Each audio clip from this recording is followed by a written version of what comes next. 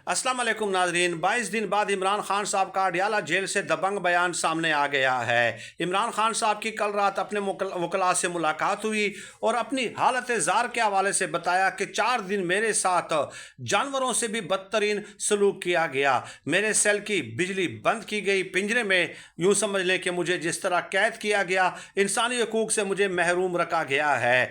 और फिर इमरान खान साहब ने कहा कि जिसने भी 26वीं आईनी तरमीम के हक़ में वोट दिया है उसने आइन के साथ गद्दारी की है। और कहा कि नवाज शरीफ साहब का मुल्क के मफादात के साथ क्या लेना देना, उनके बच्चे, उनके जायदादें, उनके घर, वो सब कुछ बैरून मुल्क हैं। वो पाकिस्तान विज़िट के लिए और लूट मार के लिए वापस आते हैं। और इसके अलावा अपनी जो है ना सियासी कमेटी को एहतजाज और की जो है ना वो हिकमत अमली मुरतब करने का कहा और हुकूमत का चलना मुश्किल कर देने का भी इमरान खान साहब ने कहा है। ये अपडेट थी जो आपके सामने